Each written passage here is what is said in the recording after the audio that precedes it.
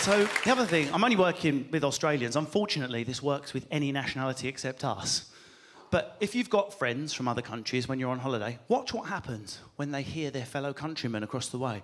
There's a couple of other Aussies over there, just going to go and check where they're from. Wow, wow. Where are you from, mate? Just hang out. The Americans will be like, oh my God, are you from the Midwest? I'm only like a 2-hour flight from you. Oh my God, we're like related, right? Germans are the best at it. The Germans all mob together. In fact, nearly every nationality in the world, once they're abroad, mobs with their own kind. Only one culture is so unfriendly when abroad. The thought of another couple latching onto us when we're on holiday fills most of the people in this room with unfriendly fucking horror. And if you're not laughing, you are those freaks. Leave us alone, yeah? I don't even want to speak to the person I'm on holiday with, let alone anyone else. Oh, look, it's Mark and Carol from yesterday. Ooh, oh, for fuck's sake. Hey, you found us. Found us. Then you have an argument back at the apartment. That's your fucking fault for speaking to us. We've got that the whole week now. I've got nothing in common with that mug. This uptightness I'm talking about, Valerie, there are positive aspects to it. But we've got a strange attitude to disaster. The Americans are what I would call normal. When something goes wrong, it's not something to, oh my God, something's gone wrong. That's horrible, right? Whereas for Brits, it's not that we're nasty, it's just that we're so uptight, when something breaks, your brain trips out and you want to go, "Way!" It's just, you can't help it. Put it this way, go to a non-touristy part of France. You will learn the hard way. It's not culturally normal to cheer when a glass is dropped, right? You will only do it once. Hey, pick it up, wanker. Oh, sorry, mate, sorry. Why would you cheer? My glass is destroyed. For me, this makes no sense. It's nothing to be happy about. No, it's just where we come from. When something breaks, we point and say, wanker, to get the tension out. That's healthy, isn't it? One of the gigs I was doing in the States, I was only doing little ones, but now and again, it's really scary when it happens. A light can break or even fall down, and it is scary. Everyone goes, ugh. But because I'm trained by you lot, the Brits, I know that if we were all evacuated for a fire drill now and then brought back in, the gig wouldn't go down a notch, it would go up about 10 notches because we nearly fucking burnt but didn't, right? Whereas in America, this light hit the stage and I was about to celebrate, this bouncer went, "Get away from the debris!" And I was taken off the stage. Right? And I was at the side of the stage, and the American comic said, "I feel sorry for you, man. You were killing it. And now there's going to be no atmosphere out there for you." And I went, "Nonsense, it'll improve. Trust me, I know what I'm doing." Rule Britannia. Ran back on, gig was flat, right?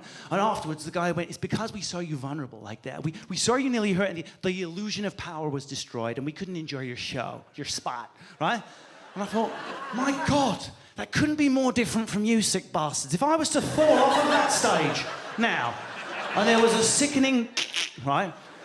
It would be a matter of seconds till one of you went, "I know it's wrong because he's crippled and he'll never perform again, but that is the funniest fucking thing I've ever seen in my entire life."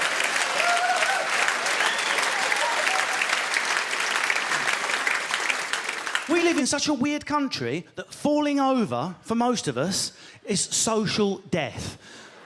I'm talking about sober falling over. Obviously, the rules reverse when drunk. Gary's on the floor, hey, Sambuca, light it, is what he would have wanted, yeah?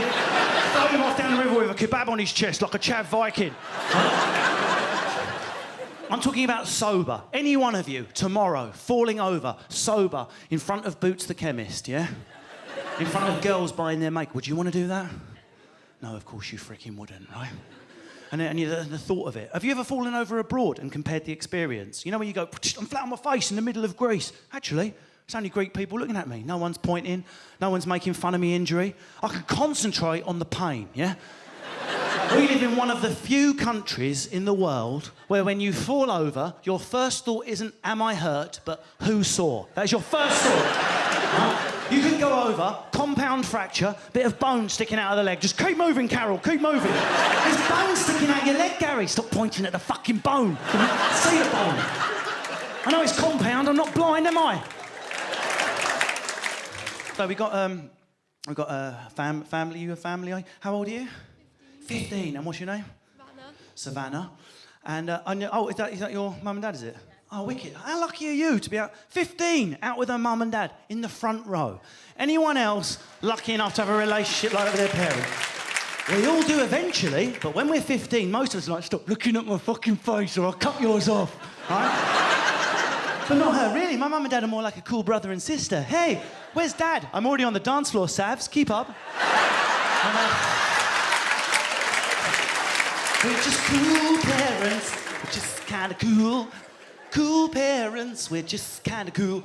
And, I'm very lucky, Sav. Oh, Sharon, really, I'm called Sharon. I really need to rescue it with my daughter's name here. Savannah. It was that or Tracy. And you're very lucky. You don't know that you're lucky. You're one of those girls. Everyone talks about being moody during puberty, but I just drifted through it. I kind of never noticed it. Right? I'm going to stay in my room, scream at the wall, stab my leg, and try every drug I can find on the internet. Right? That's normal for most of us, isn't it? And but you obviously, you've just got one of those relationships where you can talk about anything. What's Dad's name? We haven't had Colin from Kenya. Hello, my name's Colin. Totally from Kenya. No, you probably got that relationship where you can just talk about anything with your parents. You're so lucky. Not all of us had that. Yeah, we're just like that. With Savs, we've always been like it. We don't use mum, dad labels. We're just like friend one, friend two, and we don't. In fact, we're just an open family. We don't even have doors around the house anymore, do we, Savs? Just archways, and everything's open. In fact, here's Colin naked in the garden. Morning, Savannah, morning. Morning. Help yourself to Cocoa Pops, babe. I'm just doing my peen lattes. I'm just. Wow. Wow.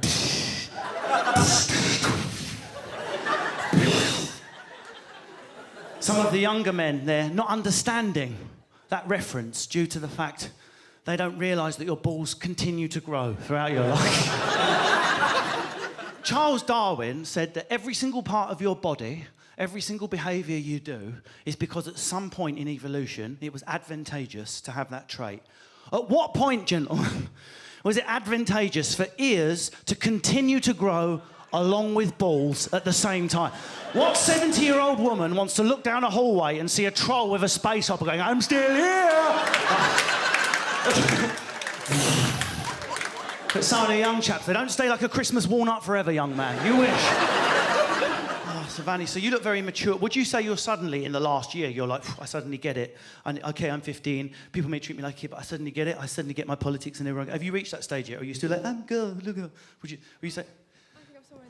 Yeah, so you're just about to hit it now. It happens quite quick, doesn't it? I think with boys, it's more sudden. You know, when you're 14, is there any young men in the room, sort of 16, 17, 18, that sort of age? When you're 14, you're like, why is my wee so yellow? There goes a wasp.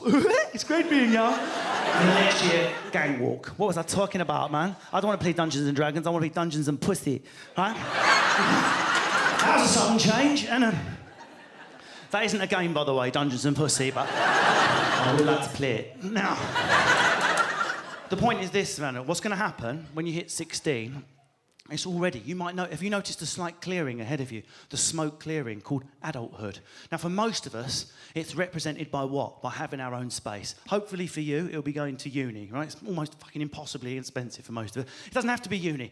It could be the freaking army, it could be getting a job, whatever it is. For most of us, we suddenly sense, oh my God, I need my own space. I want to be up there, have my own space and be an adult. That's where I belong, on that ledge up there. I don't need you anymore, Krusties. Oh, Nana, what's my name? Letters. Right, and you're ready to go.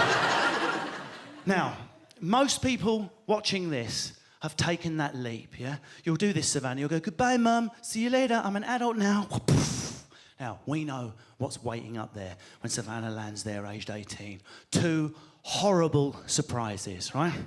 The first one is, after a few months, the smoke clears and you realise this was just an illusion. This isn't adulthood at all. There are further freaking platforms, yeah? There's one up there called being 21, called having graduated. I can't believe I thought being a skanky student was being grown up. I need to be up there, have a job, have a mortgage. This isn't grown up at all. But it gets worse, yeah? After another few months, you'll look behind at the ledge you were at before. There's your mum folding washing. Dinner's ready, Savannah. Mummy! She can't hear you. Mummy! And it will slowly dawn on you, as it has every poor bastard in this room, that human existence is longing after one stage, getting there, then wishing you were at the stage before, over and over and over again. And it never freaking stops, right? Prepare yourself.